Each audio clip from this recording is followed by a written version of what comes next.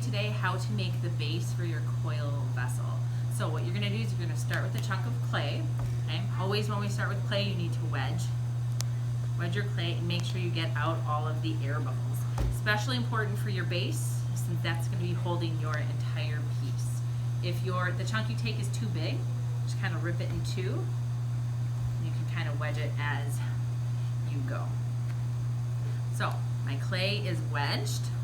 Okay, really make sure you have out all the air bubbles.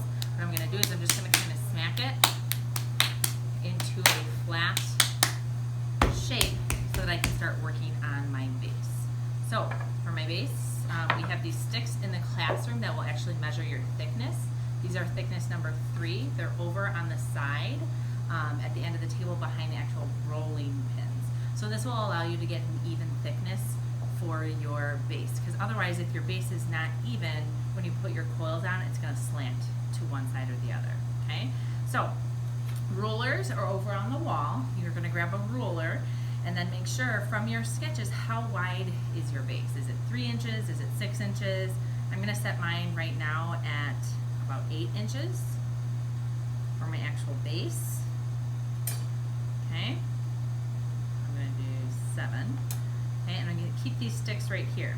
And then I kind of like to pound this down to start, so I'm not rolling it as long. But then I'm going to take my rolling pin, and these sticks will make sure that when I'm done rolling, my clay is all even. Okay, so if you've ever baked cookies, and when you're using a rolling pin baking cookies, the end of it is very thin and will burn. That will happen with your clay as well, that your piece will be really thin at the ends. So I'm going to come this way, and as long as I keep these sticks in place, I like to make the sticks bigger than my actual base because I'm going to cut into it. Okay, so now my piece is even all the way around. As long as those sticks are there, it will actually be even. Okay? So now I have a nice, flat, even piece that I need to cut my base out of. So I'm done with my rolling pin. I'm going to move my sticks away. If any clay's on here, just kind of peel it off. You can reuse all of that. Okay, so now, for your actual base, you want to have a circle because we're making a vessel.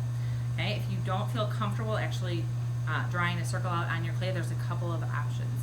You can grab a piece of cardboard and actually use a protractor to draw a circle on, cut it out, and then trace around the outside. Or you can grab a bowl and find an actual bowl in the classroom. There's lots of different size bowls. That's what I'm going to do. I'm going to put it on my piece. Okay? I'm going to take my fettling knife. I'm going to put it straight up and down around the outside of the bowl while I'm holding the bowl down. And I'm going to cut around my piece. Cutting around, I want to make sure it's straight up and down, because if I put it in at an angle, it will cut my piece at an angle. Okay, take off the bowl. Okay, take off the extra clay. Now remember, as you go, polish your piece. So I'm just going to take my fingers and smooth around the outside of my piece. We are going to be scoring and slipping coils onto the top, so it doesn't have to be perfect on the top, but I like to get rid of that rough edge right away. Okay. Now for storage for this piece, you would want to take one of the black bats and actually put this on there, but if it's really wet clay, it will stick to the black bat overnight. So put a piece of paper towel underneath it and then put your actual clay base down on top of it. And that is how you make your base for your coil vessel.